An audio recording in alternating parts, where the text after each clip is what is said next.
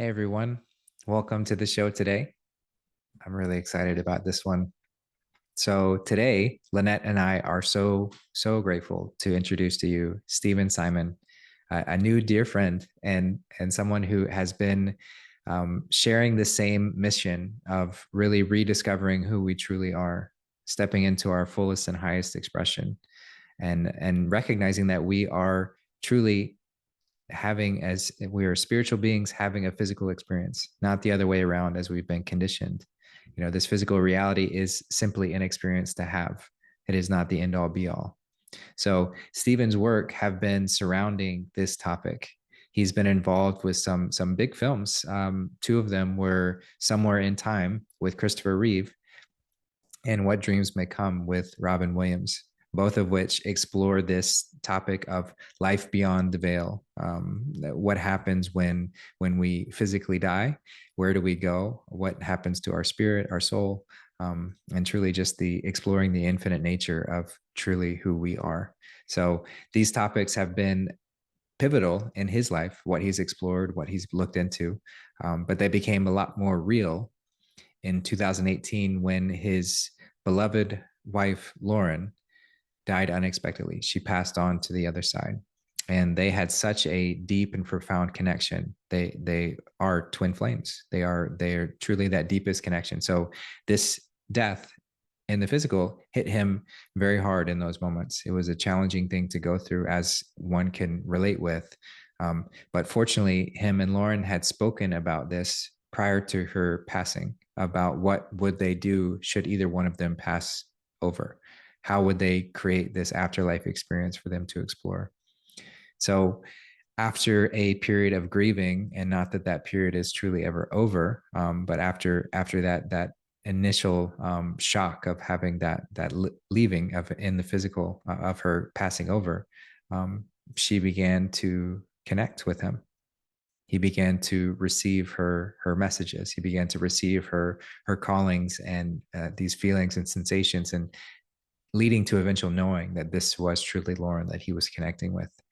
And so, having rekindled this connection, one on one side of the veil and one on the other, they were able to co-write a book, What Dreams Have Come, which is just a beautiful story showing the lack of limitations that we have in this experience, and how our potential is limitless. We truly can connect with the other side, with all aspects of consciousness. And having this beautiful love story to show that is really helpful to inspire and to bring us into a higher expression of that. So we're really grateful to have Stephen on today to talk about that. He's going to go over his experience and yeah, just what that's led him to, having to walk the somewhat lonely path of speaking about these kind of things in a world that's designed to only be based on the physical senses. So what's beyond that? So excited to get into this today. And yeah, let's jump right into it. And they were like, "Oh, how can a 5-year-old child go insane?" Okay, they were terrified. And then, Stephen, "Are you I'm, scared?" And I'm I'm like, "No, I'm not scared. It's really cool. He really makes me feel better. I like him." Well, it wasn't until decades later that I realized that was my dad, who had been there to comfort me through that.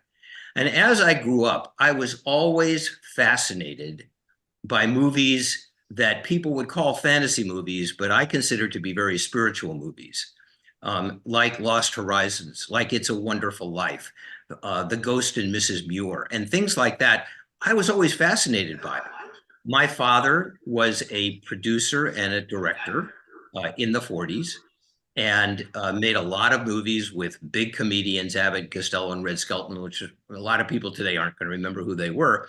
And then when my mother remarried, she remarried another film producer. So there was no question in my mind that I came here to put spiritual topics into films. That has been my commitment to do in this lifetime.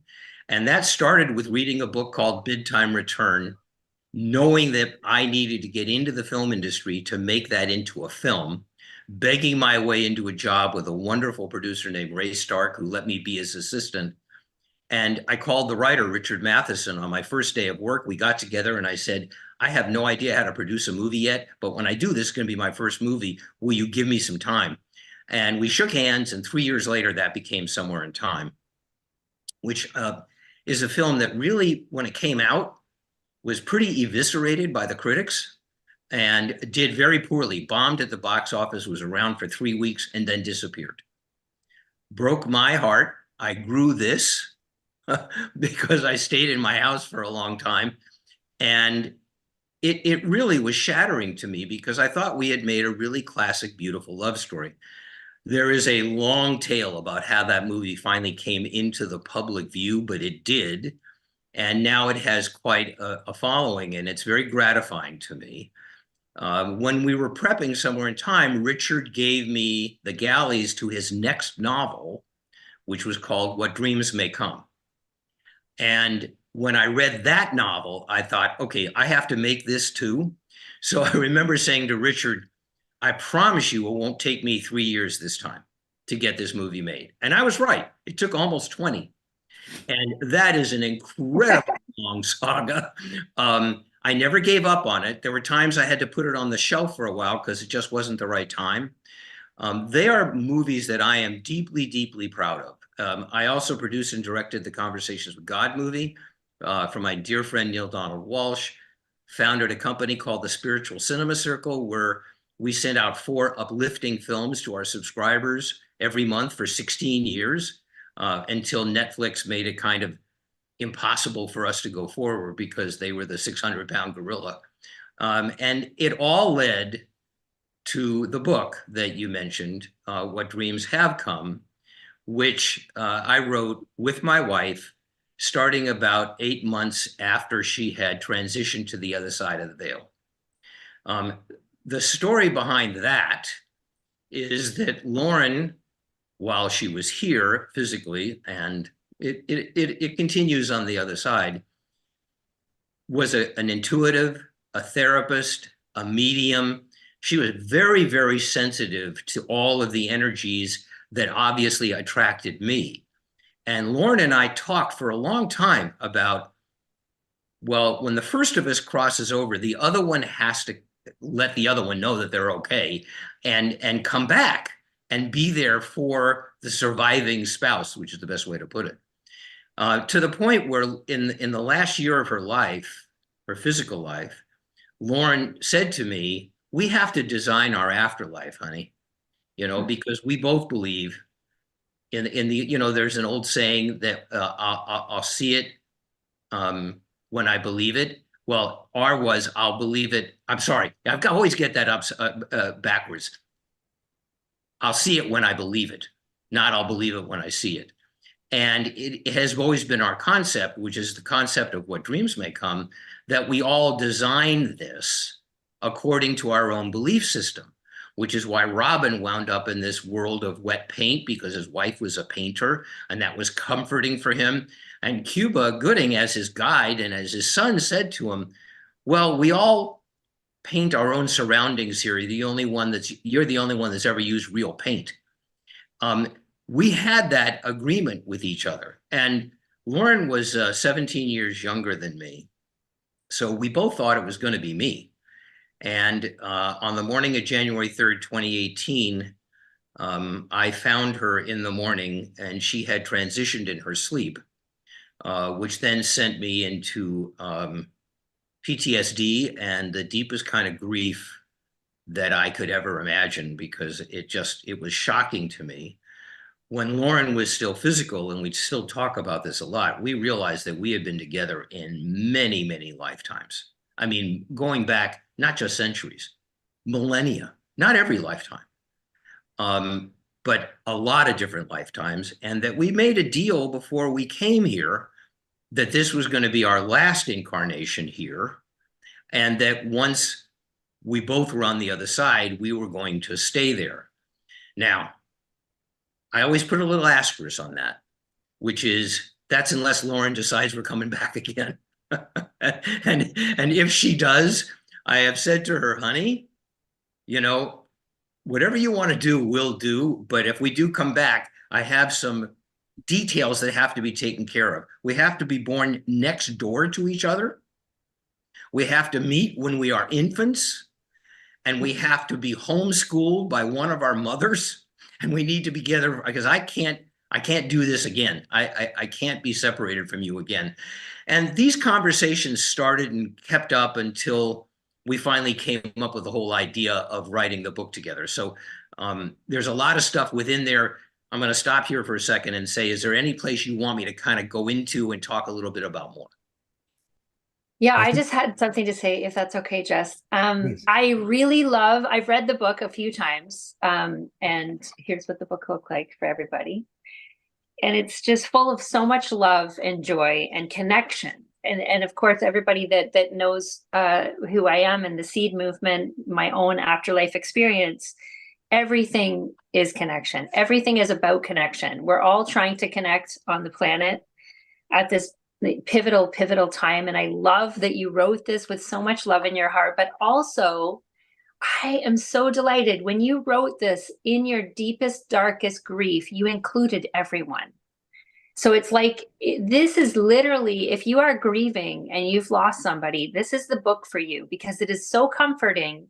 And I love that you don't, because we do something as a society, we always tell people like, oh, you're going to be okay.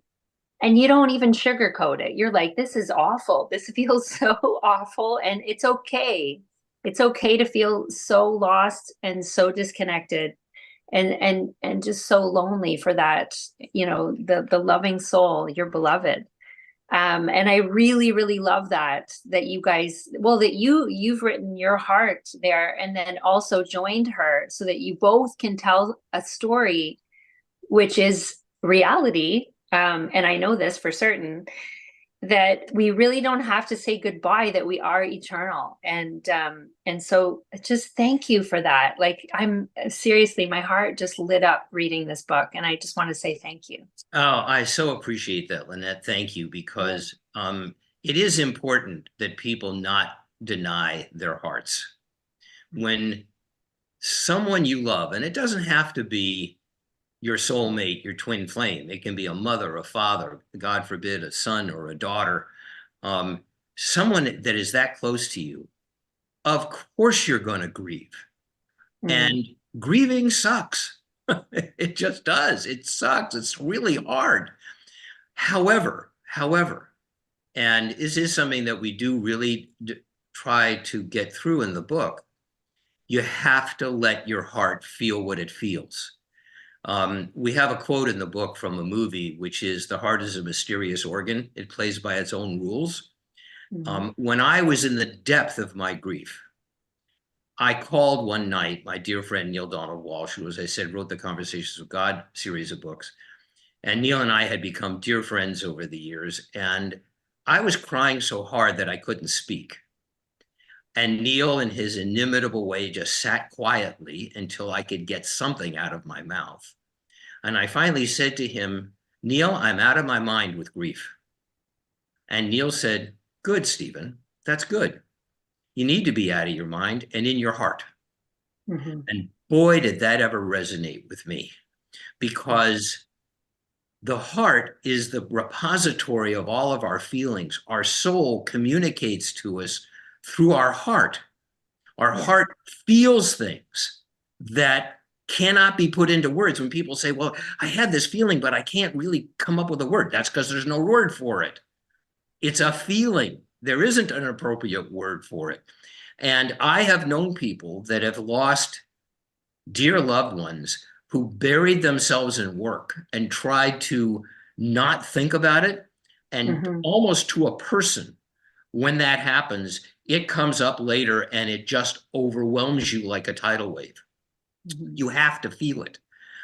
But you do learn to live with it. You do learn to live with it.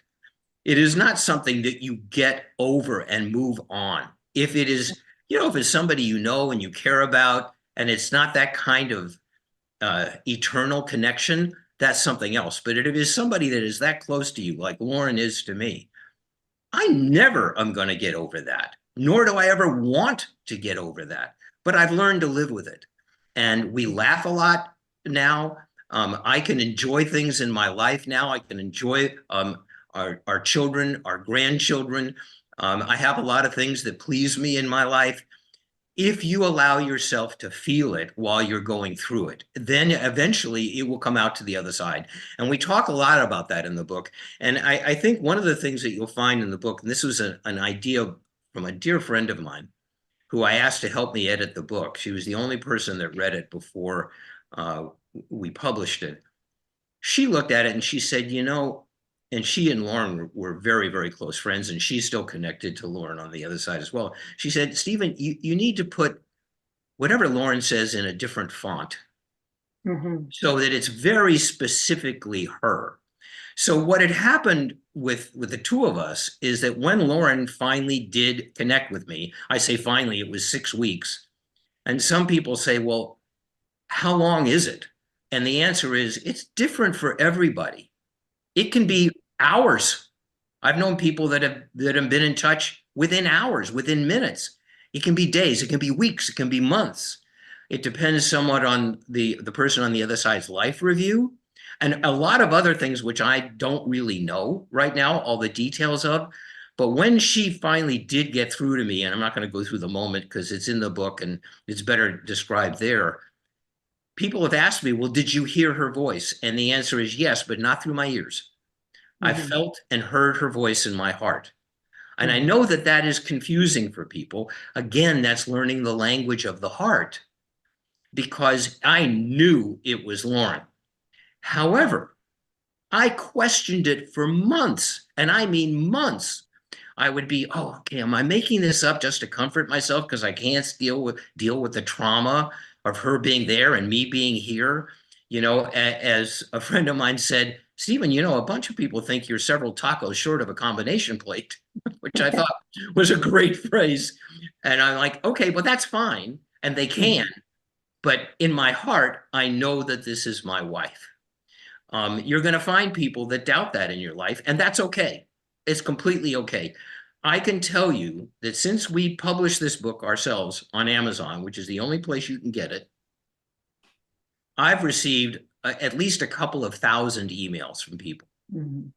And it's from all over the world. It's maybe 25, 30 different countries, all saying the same thing. Oh my goodness, I'm glad you're bringing this up because I don't have anybody to talk to about this. People in my life think that I've lost my mind.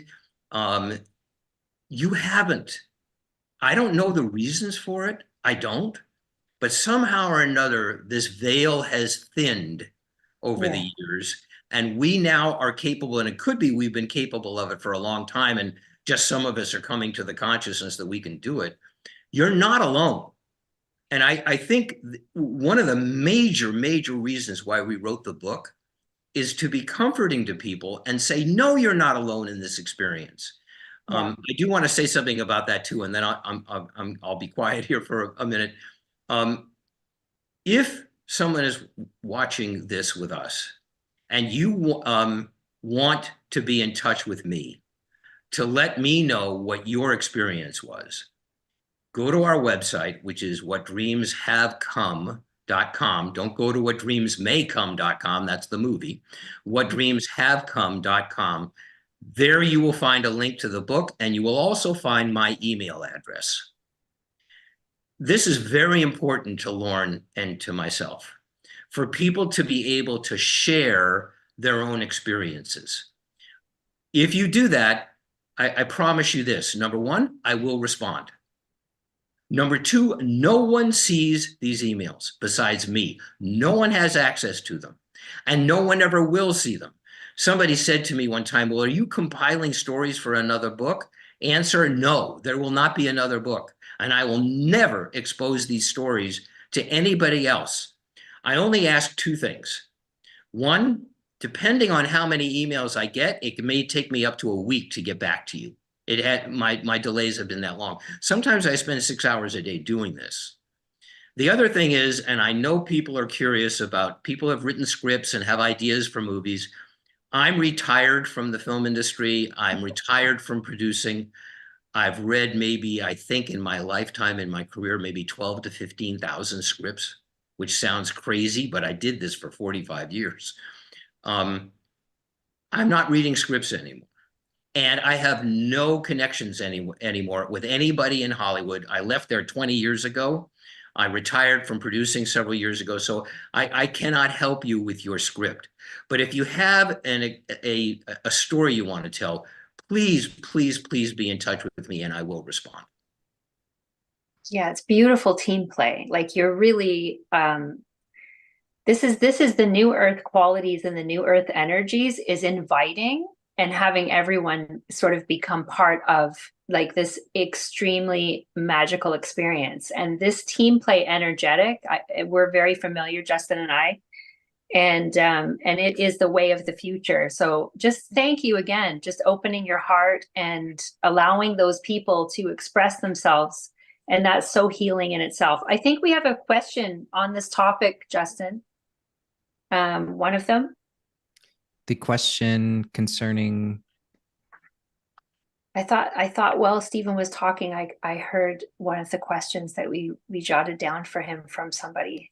Well, we had the question concerning what you mentioned, and I loved how you talk about how the switch between I'll see it when I believe it from I'll believe it when I see it. It's so perfect because it's really indicative of this inner feminine side of ourselves, which is that openness, that is the heart-led space, that is the right hemisphere of the brain. And that's truly the connection point to God, because this is what allows us to be open to receiving. So we have to be in that state of reception, that state of surrender, asking to receive. So I love how you phrase it that way.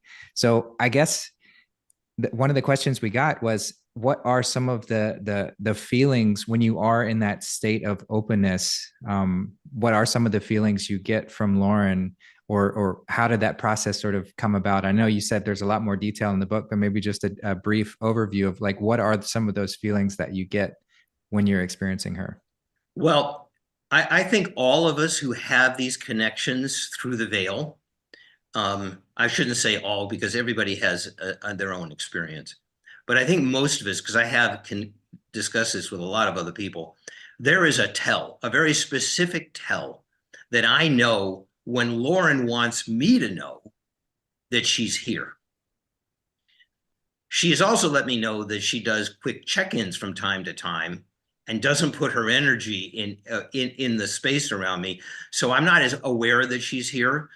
When we did connect, and all of these conversations we wrote about, but when we did really first start connecting, Lauren said to me, honey, I will be with you every single day, your day, because time is very different where she is. I'll be with you every single day until you cross over. I promise you, I will every single day. She also let me know that when we planned this lifetime, and I want to say something about that I think hopefully will be some fun for people. When we planned this lifetime, she said we had very heated discussions about who was going to leave and who was going to stay here. And we were both adamant because we both knew that the person who was still here was going to go through a really rough period of adjustment and grieving. And I knew what she was getting at. And I finally said, honey, thank you for letting me win. Because I would not be at all comfortable if she was the one having this experience. And it thrilled me to death. And when bad phrase, thrilled me to life. When I said we made these plans, a spiritual teacher of mine once described for me the afterlife experience in a metaphor that I've always used and I hope will be helpful to people. So we're between lives. We decide we're going to have another incarnation. So it's like, here's the metaphor, it's like going out to a running track in the morning, and we set up hurdles that we feel we need to get over during our lives that we're going to learn from. And we set the hurdles up at a particular height with distance in between them and stuff like that, because we know these are all the things that we need to accomplish in life. Then we're born. And we completely forget that we did that. And we start running around the track and get really pissed off at the idiot who put the hurdles so close together and so high, forgetting that is us. That is what we believe happens when you go through this experience. And the other thing is that I get asked a lot about this. Well, what is the afterlife like? Unanswerable question. Unanswerable question. Because my dear friend Richard Matheson had a wonderful, wonderful phrase that he gave me in calligraphy that I still have on my wall. That which you think becomes your world. Which is a beautiful way of phrasing it. We have so many different beliefs on planet Earth about what happens after life. There cannot possibly be a uniform answer. Everyone gets what they expect to get, what your beliefs tell you. And how beautiful is that?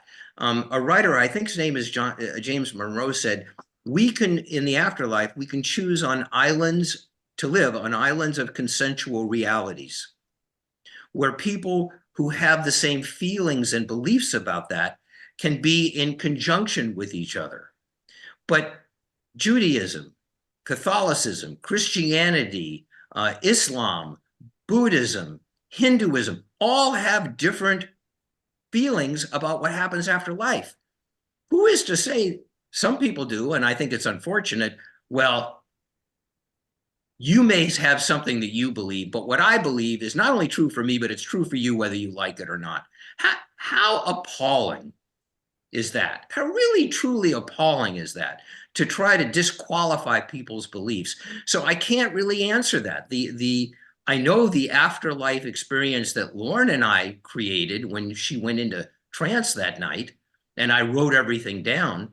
I know what that is, but I don't know what anybody else's experience is going to be. And I hope that that will be encouraging to people, that you don't have to be worried that you're going to be surprised, because it's going to be what you believe it's going to be.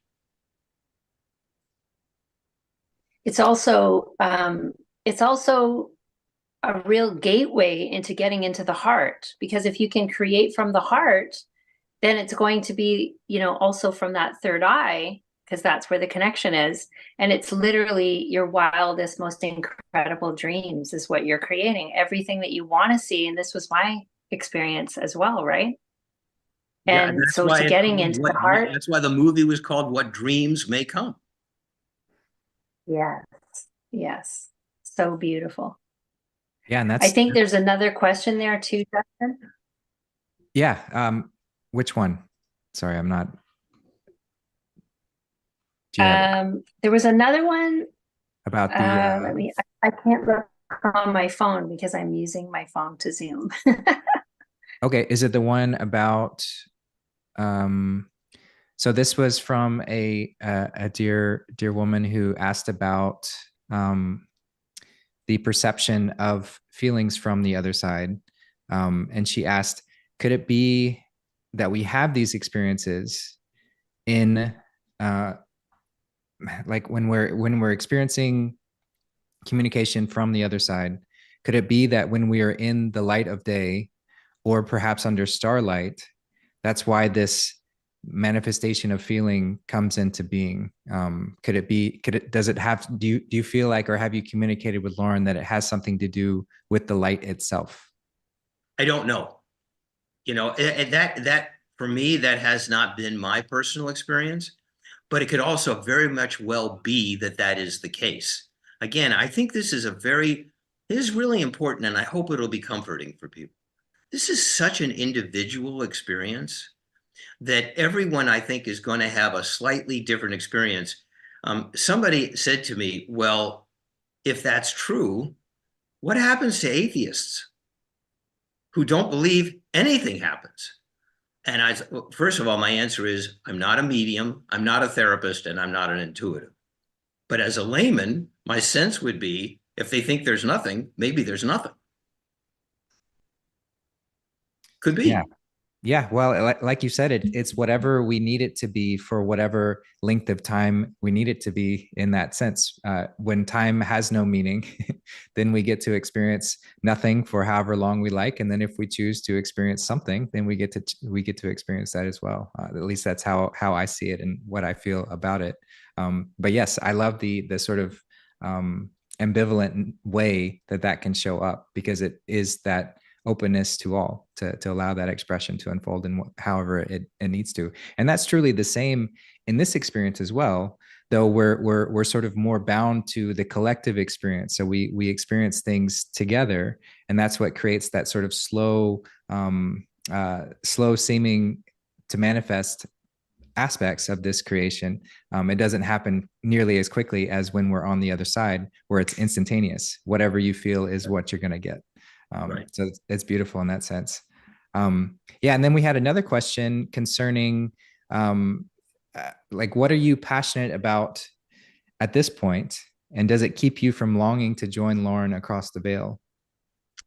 Um, I do not long to join her. I did in the beginning. I begged God to take me and let me be with her. I begged on my knees, begged, in part of the deep grief that I was in.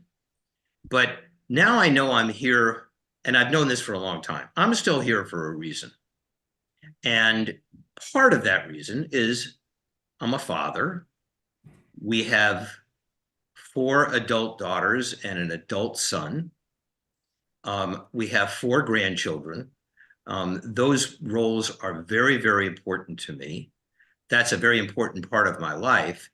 And also the fact that this book came about in the way that it came about and is having the effect. This is not a mainstream book. Okay. We never deluded ourselves into thinking this is some big mainstream book that's going to appeal to everybody. It's a very controversial subject matter.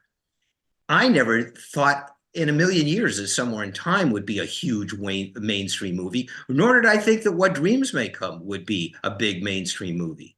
They both have concepts in them that are very challenging for people. It's not how many people you touch. If you make a mainstream film, often what that means is you're very careful that there's nothing in it that's going to upset anybody. You're trying to get the broadest possible audience, and it winds up being often something that everybody can enjoy to a certain extent. But 2 hours later, it's like having Chinese food, you're hungry again. What Dreams May Come, for instance, is a very challenging movie. I mean, it's a very challenging movie with very challenging concepts. And even how that came about, I'll take a couple of minutes because I know people sometimes like hearing behind the scenes things about dreams. This could go on for several hours, but it won't. So in the novel of What Dreams May Come, Annie, the main character, Chris, Annie takes her own life, but the children are still alive. He dies and she takes her own life. Well, immediately I knew there was no way we could do that in a film, because you can't have a character, a mother, who allows her children to become orphans so that she can go to the other side. That is something that most audiences would not accept. So we knew we had to make a change in that, but we had no idea what the change would be. I'm not going to get through the whole story about how I got Ron Bass to do the adaptation of the book. Ron Bass won the Academy Award for Rain Man. He's had about 40 other films made. Ron was a good friend of mine. He was actually Chris Reeve's lawyer when we negotiated the deal together for Somewhere in Time. And Ron became a writer and eventually became the most successful writer in the business in the 80s and 90s. And an event happened where Ron called me one day and said, "Hey, I owe you this. What can I do? Tell me what I can do." And I said, "You can do the adaptation of What Dreams May Come. That's what you can do, because I can't get it set up anywhere." And he was like, "Oh, don't ask me to do that. It's impossible. Nobody's going to pay me to do that. It's too tough to do. I love the book. It's a great love story." I said, "You asked me?" So finally he said, "Okay, set up one pitch." So I did at MGM. And I picked Ron up and we're on the way to the studio. And I said, "So Ron, we haven't had a chance to talk about this. What are you going to do about the suicide?" And he said, I have no idea what I'm going to do about the suicide. And believe me, Stephen, this is a pitch meeting. They're not going to ask. I'm like, okay. So we go into the meeting. Ron is incredible at pitching, and everybody wanted to be in business with Ron at that point. So we get to the end of the meeting, and the head of production there, a great guy named Mike Marcus, says, Ron, this is brilliant. Stephen, I know you've been trying to get this movie going forever. I'm really inclined to do this, but Ron, I have one question for you. And one of the other executives in the room said, Stephen, your jaw, when Mike, even before he said it, your jaw went down to your knees, because I knew exactly what he was going to say. He said, what are you going to do about the suicide? Well, I thought we were done. And then all of a sudden I hear Ron say, you know what? Here's what we'll do about the suicide. We'll make it that the kids were killed in a car accident before the film even starts. The only thing that keeps Annie around is her love for her husband. When he perishes, there's no reason for her to stay, and she goes to the other side. Now, remember, the kids are on the other side too, but they don't have to look like the kids that they looked like when they were alive. When we told Cuba Gooding he was going to play Robin's son, by the way, he jumped up on the desk and said, I'm in. Okay. So I can use Ron said, I can use these characters on the other side to have two great reveals of the children. That's what I'm going to do about the suicide. And Mike looked at him and said, okay, guys, you have a deal. We're going to develop the script. Ron and I are walking out of the office, and I look at Ron, and literally his hand's shaking. And I said, are you okay? And he said, hell no, I'm not okay. Get me out of here. And I said, where did that come from? He said, I have no idea where that came from. It just came out of my mouth. I have no idea where it came from. We're walking out of the office, and there's somebody sitting in the waiting room to meet with another executive. And Ron knew who everybody was at that time. And I said, hey, Ron, who is that? And he looked over and he said, oh, that's a director from New Zealand named Vincent Ward. He hasn't done anything in the United States yet. 2 years later, Vincent became the director of What Dreams May Come. Now, I tell that story because I know how Ron got that. You guys know how Ron got that. The universe finally said, hey, Stephen, you're not the sharpest crayon in the box.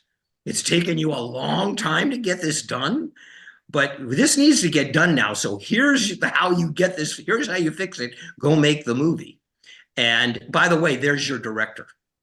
So when these things happen, you know that you're on the right path. So I always say to people in these situations, just be prepared for the magic, because when you least expect it, it can happen. Yeah. Be open for the magic. Wait for it. So I have a question myself. There's something very, very, very powerful in this book that, and I don't know if you want to talk about it because I don't really want to ruin the story or anything like this. So it's about there's a very impactful part about programming. And you can't ruin the story, Lynette. Okay. She does. Yes. Okay. So you can't ruin the story. So you actually died yourself, and many people don't know that. And when you, let me just put on my glasses here, because this for me, Stephen, this is just so powerful. So you talk about in the early days of television, the 1940s and 50s, the programming was, when it's not available for the 24 hours, they would play the Star Spangled Banner, and then a graphic would come up so that you would know that there was the end of programming until the next day. And it was a complex geometric test pattern with a distinctive image of a Native American in full headdress. For anyone watching then, as I often did, that test pattern announced the end of programming. Yes. And anyone who was around in the 50s and would watch television at night knew that they did not, there were only 3 networks. And they did not broadcast all day and all night. So when they went off the air, they all used that test pattern. Yes. When in 2011, I had a heart attack in which my heart stopped 4 different times, twice in the house, once in the ambulance, and once on the way in to have heart surgery. They had to revive me all 4 times. Of course, all kinds of people asked me because, I'd made What Dreams May Come by that time. I'd produced Somewhere in Time by that time. Did you have an experience? And I just demurred to everybody. I told Lauren actually that night in the ICU after my surgery what I had seen. And it was very, very clear to me what it was and why. I saw that test pattern. Now, I was only gone. The first time my heart stopped, the EMTs had already come into the house and were with me when my heart stopped. So they brought me back fast. And each time afterwards, I was with them and they brought me back quickly. So I wasn't gone for more than 20 seconds, 25 seconds, which my cardiologist later said to Lauren, that is what saved Stephen, because in cardiology, we talk about time is muscle. And the longer you're gone, the harder it is for the muscle of the heart to take over again. So I saw that test pattern. I knew exactly what it meant for me, which is the end of programming. All right, this is now in your hands, Stephen. What are you going to do now? What are you going to do now? The movies you came to make, you've made. So what are you going to do now? It was the Spiritual Cinema Circle. It was our book. It was making a movie out of Neil's book, Conversations with God. And I think it also was a message for everyone else, which is we have stepped beyond the realm that our parents lived in. There was not nearly as much consciousness about consciousness when in the 40s. This whole movement about consciousness started in the 50s. And it started in a place in California called Esalen, where they did the first experiments in talking about this. And then there was this whole raft of books that came out about it in the last 70, 75 years. All that information out there is now out there. I'm sure people who are on this path remember that the Celestine Prophecy came out, Conversations with God came out, all of Wayne Dyer's books came out, Deepak's books came out. There was so much material. How long has it been since you've seen one of those books be a big bestseller? It's been a while. You know why? Because all the information is out there. It's now up for us to take it to the next step. Yeah. I'm not going to get into the complications of quantum because I can tell you for sure I don't understand all of the details of quantum. It's a very, very esoteric thing to understand. But I heard somebody once say that if Robert Oppenheimer was still alive, the man who was most responsible for creating the fusion that created the bomb that ended World War II, if Oppenheimer were still alive, he'd be working on some kind of communication device between here and the other side. Because quantum physics has proven that our consciousness does not die. It does not. It's eternal. It can't die. That is a really amazing concept for people and difficult. There are times that we talk about this, Lauren and I, and there are several times when Lauren says, honey, there's things that you can't understand with your human brain that when you're here, you will immediately remember. But I can't communicate them to you now because you just wouldn't be able to grok them. And that's not the nature of our relationship. We're living in a fascinating time in which we now have access to all of these things. And I think it's actually really an exciting time, which means the end of programming from before and the beginning of a whole new ethos in human consciousness. Yeah. And I should also note that it was on 11/03/11 because this group around Justin, they really understand the numbers, Oh yeah, and I met Lauren on 11/11, November 11th. That's when we first met. That had a very big, and I'll tell you sometimes, what is that saying? We have it in the book. Voltaire said, God is a comedian playing to an audience that's afraid to laugh. Yeah. Sometimes you see things and it's like, oh my goodness, you got to be kidding. Really? That was how we met, how Lauren and I met. We met because there was a Dreams came out in 1998. In 2003, I was living in Ashland, Oregon, and Lauren was living in a suburb of Portland. And there was a retro theater in Gresham, which is another suburb of Oregon, that was going to do a one-night screening of What Dreams May Come, which had already become quite a cult film.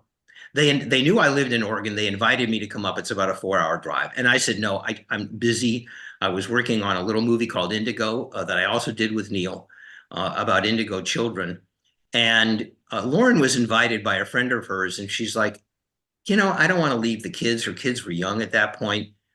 She finally agreed to come. She turned around twice to go home, thinking, why am I going to see this? I've already seen it. What am I going to do this for?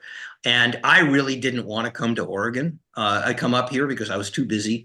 So we're in the movie theater, and I see her like from a 3/4 view from behind. And I said, I need to go up and meet this person. And Lauren turned around and looked at me, and I looked at her, and we talk about this in the book. Obviously, we talked about this later, not in the moment. It seemed like we stared at each other for 5 minutes and didn't say a word. It was about 10 seconds, probably 5 or 10 seconds. But we both in that moment knew, oh, we did it. We met on the night we were supposed to meet. We figured it out. And then later on, we laughed about it, which is our higher selves deserve a vacation in Tahiti for being able to get a boat there and getting through our resistance and things like that. When things are meant to be, they're meant to be. And there was no way that we weren't going to meet that night. I went home knowing that was her. And she went home, called her surrogate mother and said, I met my guy tonight. We had both had, by the way, 2 very difficult marriages before we met each other. We really figured that we needed to have our children with other people so that when we got together, it was later in our lives. So the reason I say this is that I was 57 when I met Lauren. 57. I was done with dating. I was done with marriage. And I always used to say to people, if I date again, which I doubt I'll ever do, I'm certainly not going to date a woman with young children, because I raised our kids, my biological kids, on my own for like 13, 14 years. And I was ready for that not to be a part of my life. And of course, I meet Lauren, and she has an 11-year-old daughter and a 7-year-old son, and I fall in love with tremendously too. So, love can come at any time, and you never know when that soulmate, that twin flame is out there, and you can meet them. And when you do, listen to your heart. Don't listen to this, because this just goes around and around and around. Go where your heart goes. Yes, divine choreography and the synchronicities. And the most beautiful part of all this is that now, with everything ascending, with all the people awakening and opening of that heart, they're going to be conduits. So you're going to be able to have Lauren in all different ways, with people coming around and delivering messages and saying things to you that have deep meaning that only you know. And the beauty of that is it's spreading, everybody's going to be tapping into that and talking about that in the most beautiful, beautiful ways and enjoying it together, and until it just becomes the norm. And I will tell you, Lauren does get around. As Lynette, I do know. Yes. She does get around. Somebody had a really important question. They wanted to know, what is next for you and Lauren? What do you guys have planned for us? You know what? I'm not sure I can answer that question. For the moment, it is going and talking about our book and encouraging people that they're not alone, that they can encourage other people that they're not alone, and that this is something that's happening. I have always seen film, and when we had the Spiritual Cinema Circle, we actually had this as our logo. I've always seen film as being the modern day version of a shaman. standing around a campfire, passing down the stories of the culture from one generation to another. And today, that shaman is a filmmaker. And the light from the fire is projected on a screen, whether it's at home or in a movie theater. For many, many years, that was the focus of my life because I needed to do that. That's part of what I came here to do. I'm going to be 78 next month. Those days are behind me. But what we can do is with our book, take that into a completely different realm now to, again, encourage people to talk about this more. And I really hope that people who respond to it will do that. It's not, no, don't go out and promote the book. I'm not saying go promote the book. Promote the idea that we are, as humans, have a very, very distinct advantage in being able to access these parts of our lives. Lauren and her surrogate mom, who was an extraordinary intuitive and medium who taught Lauren so much of it, always said to me, and Lauren still says it to me, honey, everybody can do this. We don't have a special talent. Everybody can do it. You just have to open your heart and be open to the messages and trust them, which is a matter of trusting your heart. So we really hope that we can open people's hearts to this experience and have them be more comfortable about talking about it. I've been so gratified to have received several emails from people with whom I communicated then, who are going to write their own book, who are writing their own book, who have written their own book. And I always say to people, hey, look, Amazon is great for that. We self-published on Amazon because I knew there was no chance in the world that anybody was going to publish our book.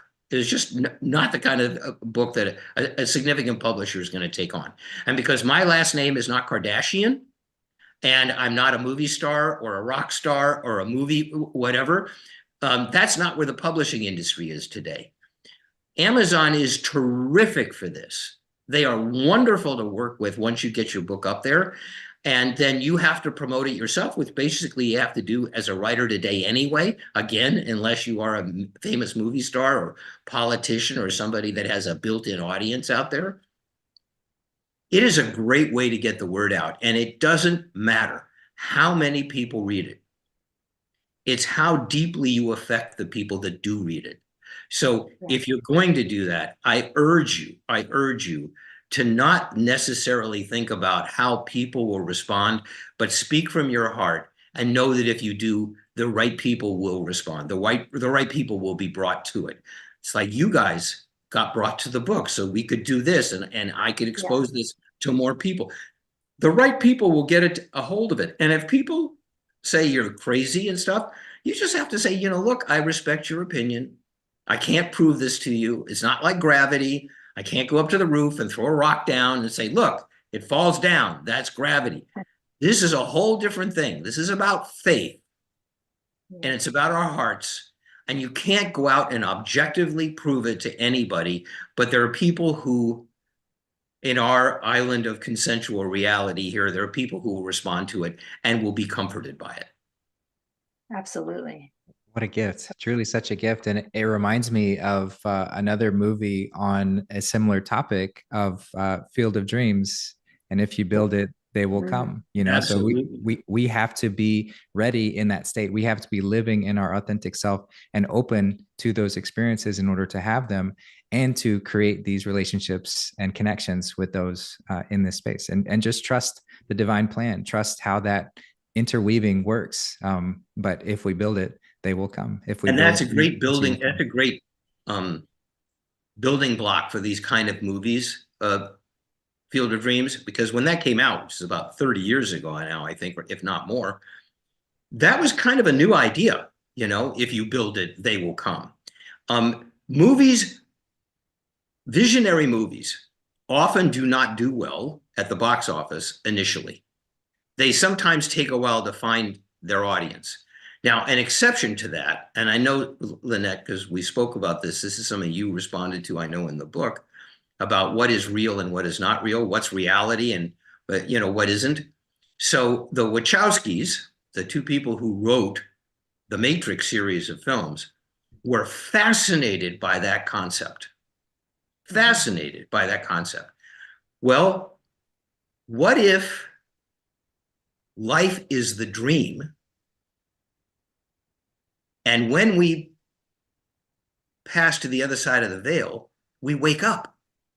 What if this is an elaborately projected illusion? Quantum science is dealing with that as well. So they knew they couldn't just do that in a movie because they couldn't get the money for it.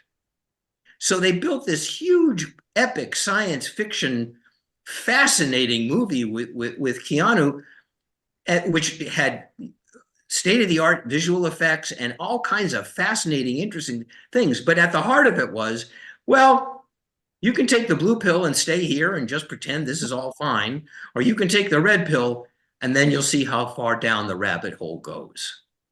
They got it across in a film.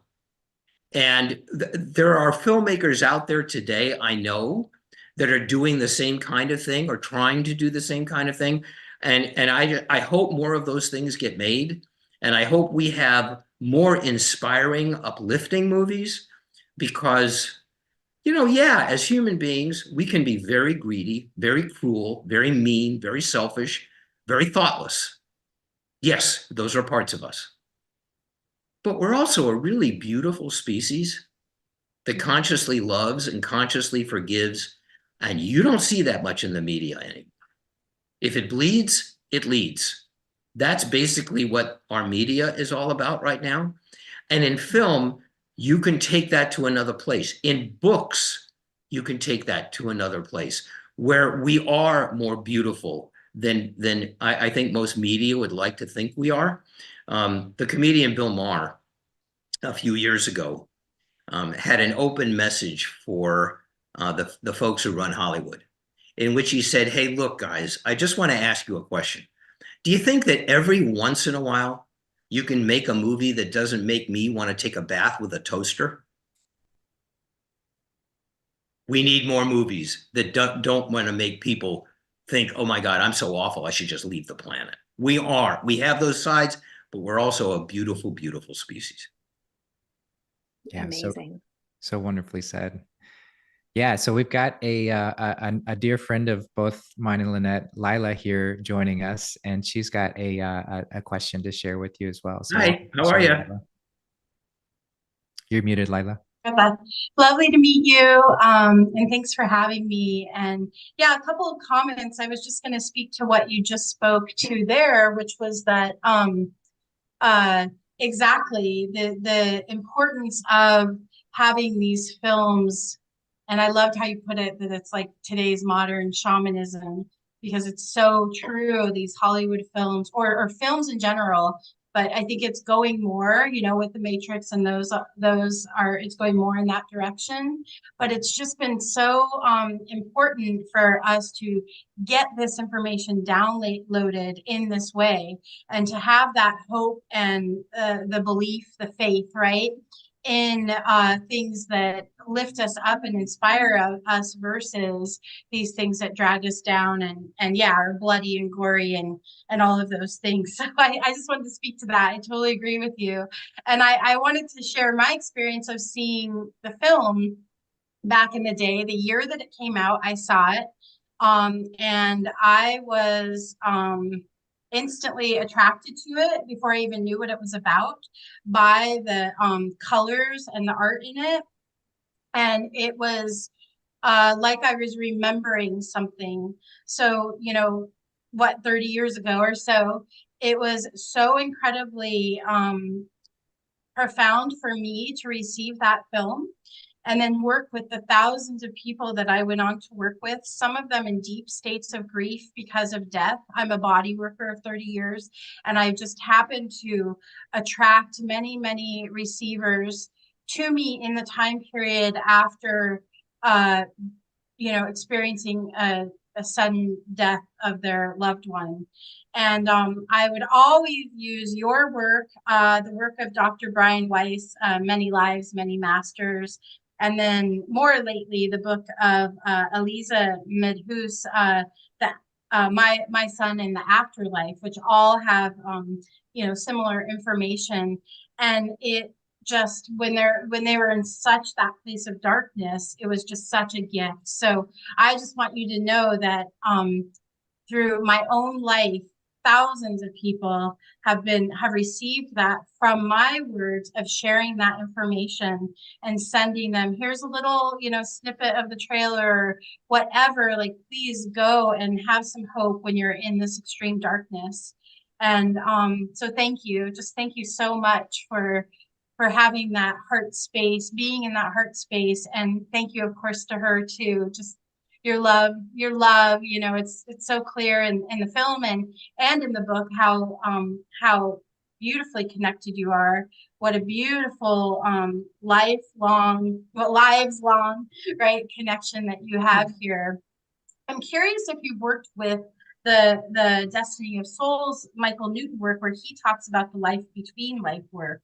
I heard you mention that. I'd be interested to hear, is it in the same realm of thinking that you're sort of like a spirit in a soul world, and that's how you and her made the agreement of who was going to leave the earthly plane first? First of all, it's a wonderful question that I'm not sure I have. I don't want to vamp and dance around. I'm not sure I have a sufficient answer for it. Okay. But I do want to say to you that I so appreciate what you've said, and I'm so glad that Dreams touched you the way that it did. It's really hard to express the gratitude I feel, the awe I feel when I talk to someone who got it. Because we were ripped to shreds by critics. Critics, except for two main critics, just blistered the movie because it is so much a movie of the heart. Interestingly enough, there were two great critics back then who had a very, very powerful effect in the business, Siskel and Ebert. And Gene Ebert said the movie was one of the great achievements in film history. He was one of the few critics who got it. I knew Gene. Gene had never given me a good review on any film that I had ever made. And he used to laugh about it when I saw him. And I would say to him, hey, Gene, are you ever going to give me a good review? And he said, are you ever going to make a good movie? I mean, he was a great guy. Well, when I saw that review, I tried to get a hold of him and found out that he was dying from brain cancer. And I realized immediately the reason that he responded to it so well is because that's where he was going to be. We also had, I have to make this story short. A man living in Milwaukee, Wisconsin, called the distributor right when the film was coming out and said, my daughter is 17 years old and she's dying. And she really wants to see this movie, but she can't go to the theater. She's in a hospice bed in the living room. Fortunately, the people at Polygram called me and said, what do you think? And I said, this is why we made the movie, okay? So there was a lot of discussions, but they agreed to have a video brought to her house. The messenger was told to stay there while they watched the movie, because this is before the movie came out. When the messenger showed up and saw what the situation was, the messenger just gave the father his phone number and said, listen, when you're done, call me and I'll come back and get this. Well, the father wound up calling me eventually, getting my number and calling me. And he said, look, Amanda, her name is Amanda, was dying. And she saw the film. Honestly, Stephen, I didn't watch the film. I watched Amanda. And when it got to the painted world scene, I saw her become completely peaceful. And the next day she asked me to take her out to a park, which I did, to see the fall colors. This was in October. And she said to me, Dad, when I die tomorrow, you'll know where I am. So, gosh, I haven't told this story in a long time. So Chuck said to me, look, I don't know if I'll ever have the courage to watch that movie on my own, but I want to tell you, it changed the last 2 days of my daughter's life. And for that, you should always be grateful. And I'm always really, really affected by the people who, like you, who are so touched by dreams that you shared it with other people, that you shared the message of it with other people, and that you were so touched by the colors. Because Vincent, the director, is also and still is quite an accomplished painter. Mm-hmm. He went to art school. He's had exhibits all over the world. And the whole idea of wet paint was not in the book. It was Vincent's vision for what this should look like. And he said, Robin will be the only definable human in a world of wet paint. I remember saying, that's an incredible idea, Vincent. Can you do that? He said, hell yes, I can do that. And I said, do you know how? And he said, hell no, but we'll figure it out. And eventually we did. So anyway, thank you for loving the film. It is so meaningful for me to hear that. I really appreciate you taking the time to share that. Thank you for hearing it. And, you said you hadn't told that story in a long time. And I think that the timing is perfect because maybe we can really get this way of going of think of the implications of bringing that into near-death work. I've trained as a death doula also, and, to really have that as sort of part of, when everybody's going around like their heads are cut off and they're in that shock and trauma of losing somebody, to if like this beautiful woman, if they have the space to receive it before you pass over, oh my goodness, like that's just, thank you so much for sharing. That was so moving to hear about that, and to just to nerd out on this is so powerful for me, because I'll share with all of you that I worked with Robin Williams, and we discussed this film at one point, because he said when he first met me, I think we worked together about 6 to 7 years. So, but it was when we first met, he said, so which one's your favorite movie? And I said, What Dreams May Come. And he looked at me and he said, really? And I said, yeah.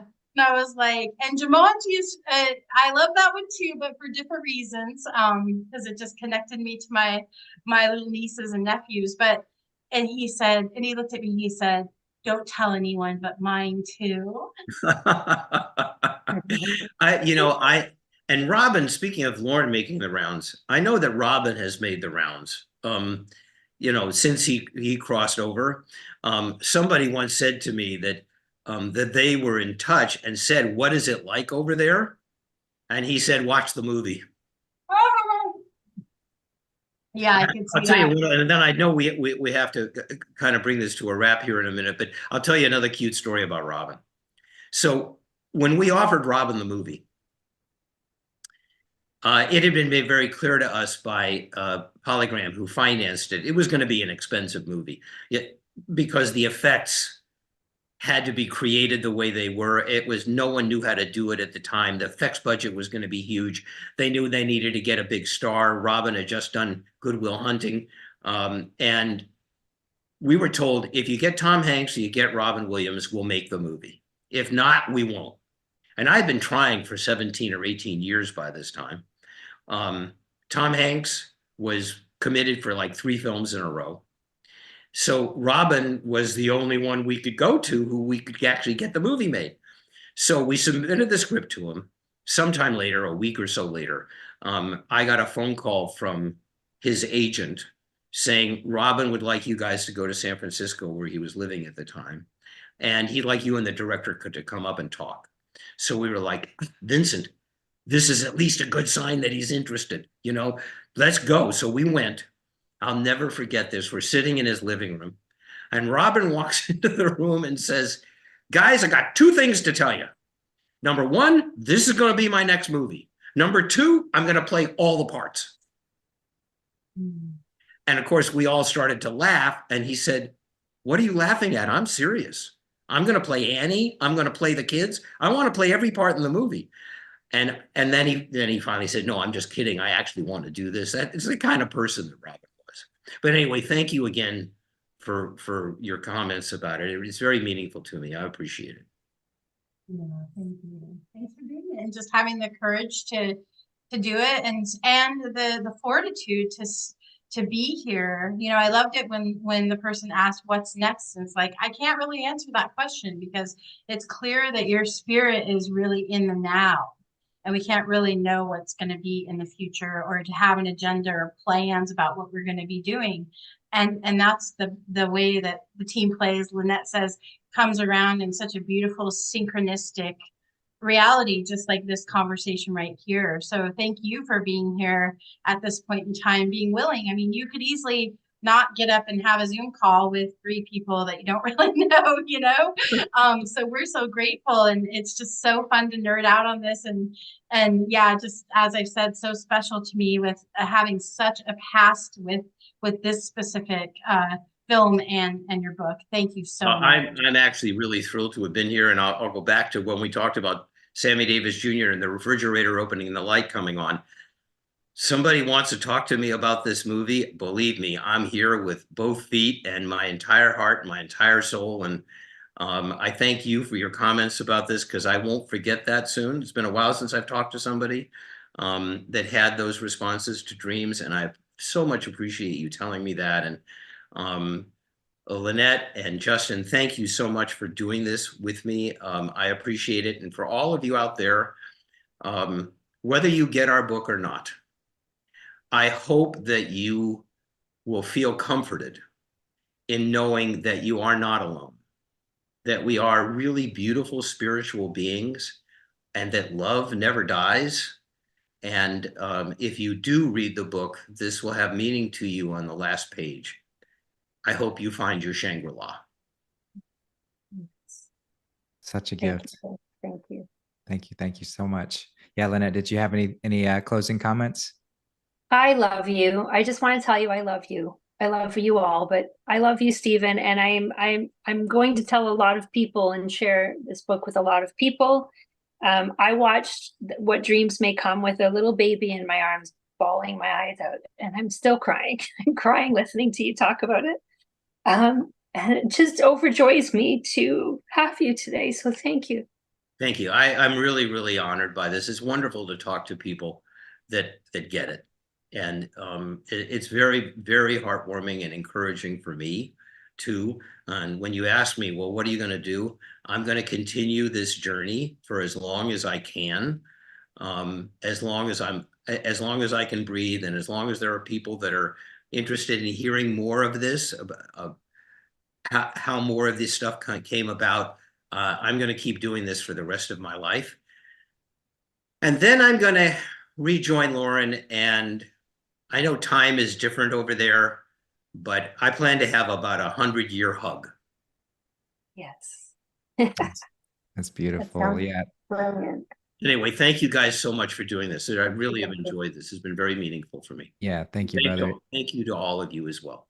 Absolutely. Thank you, everybody, for tuning in today. We really appreciate it, and sending so much love to you, Stephen, and to Lauren. Thank you for joining, Lila. Thank you, Lynette. This has been amazing. So really appreciate it. And I hope you all have a wonderful rest of your day, wherever you are. Take care, everybody. Thank you. Thanks, Justin.